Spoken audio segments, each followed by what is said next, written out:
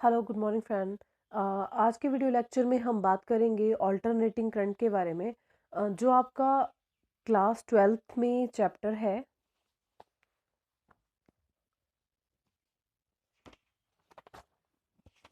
Alternating current and electrical mechanics, ये आपका chapter है और उसमें आर्टिकल है AC circuit containing only a resistor.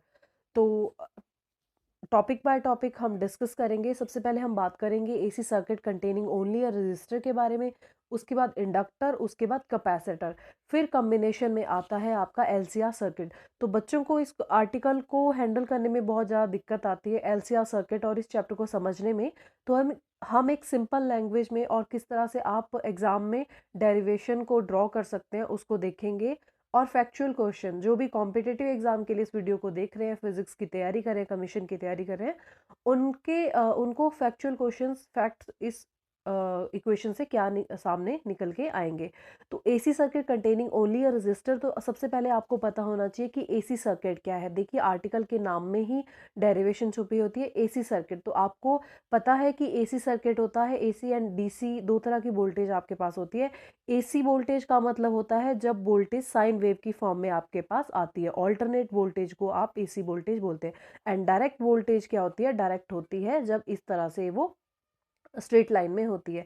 तो एसी सर्किट जो हो गया आपके पास, ये साइन वेव की फॉर्म में होता है। और इस साइन वेव को लिखने का एक फॉर्मूला होता है। जब भी आपके पास इस तरह से एसी सर्किट की फॉर्म में या एसी करंट के फॉर्म में वोल्टेज को दिखाया जाता है, तो उसको इस इक्वेशन में लिखते हैं। क्योंकि इसको साइन वेव बोलते हैं, तो इस तरह से इस इक्वेशन को लिखते हैं। और आपको पता है कि जैसे वोल्टेज हमारे पास होती है इलेक्ट्रिक फील्ड में, मैग्नेटिक फील्ड में हम इसको क्या कहते हैं? ईएमएफ कहते हैं।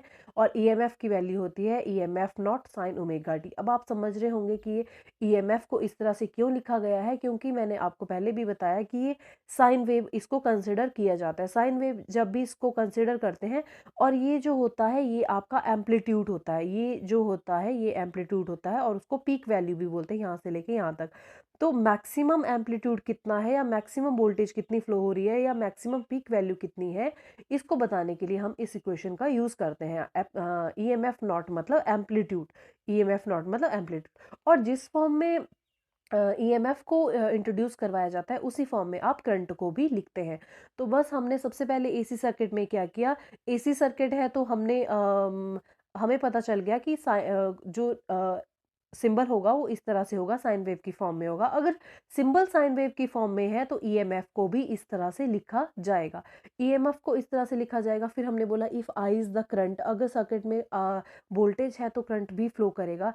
करंट फ्लो करेगा तो ओम्स लॉ क्या कहता है? V is equal to I R. तो यहाँ से आई निकल के आ जाएगा V अपॉन आर। तो आई निकल के आ गया, ये हमने सिर्फ ओम लॉ से सीखा। तो क्योंकि साइन वेव है या एसी सर्किट है, तो ईएमएफ इस तरह से होगा, जिसको वोल्टेज भी कहा जाता है, ईएमएफ इस तरह से होगा। तो मैंने आपको बताया जिस तरह जो इक्वेशन ईएमएफ की होगी वही इक्वेशन करंट की होगी, I naught sine omega t. Again I naught क्या हुआ? आई नॉट हुआ amplitude, maximum peak value. Okay. तो फिर उसके बाद आपको लाइन लिखनी है EMF and current are the same phase. जो भी प्योरली रेजिस्टिव सर्किट होता है, जहाँ पे सिर्फ और सिर्फ रेजिस्टेंस लगा होता है, उसमें जो ईएमएफ और करंट होता है वो सेम फेज में होता है। अब सेम फेज का मतलब क्या होता है? सेम फेज का मतलब होता है, देखिए इस तरह से मेरे पास सर्किट है, जैसे ये एक्स एक्सिस है और यहाँ यहाँ वाई एक्सिस है, और आप एक स्ट्रेट लाइन ड्रॉ करोगे, तो आपको एक ही लाइन में ईएमएफ को भी बनाना है और करंट को भी बनाना है। इसका मतलब है ये दोनों सेम फेज में है।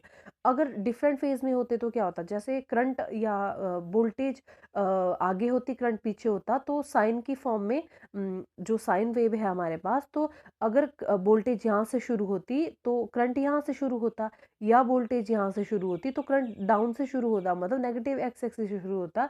लेकिन प्योरली रेजिस्टिव सर्किट में क्या होता है कि ईएमएफ और करंट जो होते हैं वो सेम फेज में होते हैं, तो स्ट्रेट लाइन पे ही इनका एरो जो है ड्रॉ किया जाता है। अब ये मैक्सिमम और पीक वैल्यू तो मैंने आपको बता दी कि आई नोट से डिनोट करते हैं। तो अगर आपसे पूछे कि मैक्सिमम करंट क्या होगा इस इक्वेशन में, तो आपको पता है कि आई को कैसे लिखते हैं? V upon R. तो I naught and E M F naught divided by R. फिर अब देखते हैं इसका फेजर डायग्राम। फेजर डायग्राम किस तरह से होता है? फेजर डायग्राम इस तरह से है, इस डायरेक्शन में ओमेगा टी होता है, ओमेगा टी होता है एंगल, ओमेगा टी होता है एंगल, किस एंगल के साथ वो जा रहा है, और इस तरह में होती है ईएमएफ।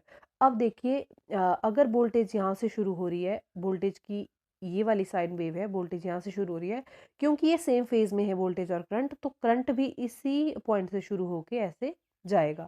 तो मतलब ये दोनों सेम फेज में। हमें कैसे पता चला? देखिए यहाँ से शुरू है यहाँ तक, और यहाँ से यहाँ तक कितना एंगल होता है 180 डिग्री। तो 180 डिग्री, दोनों 180 डिग्री पे ही मिल रहे हैं और डाउन भी 180 डिग्री पे ही मिल रहे हैं। तो ये दोनों क्या है? सेम फेज में। और इस इक्वेशन को कैसे लिखा जाता है? ये ईएमएफ की वेव है और ये करंट की वेव है। तो आपको पता है कि मैक्सिमम ईएमएफ क्या होता है? Epsilon not sine omega T, और करंट क्या होता है? आई नॉट साइन ओमेगा टी। तो ये फेज डायग्राम है और ये ईएमएफ वर्सेस करंट का डायग्राम है।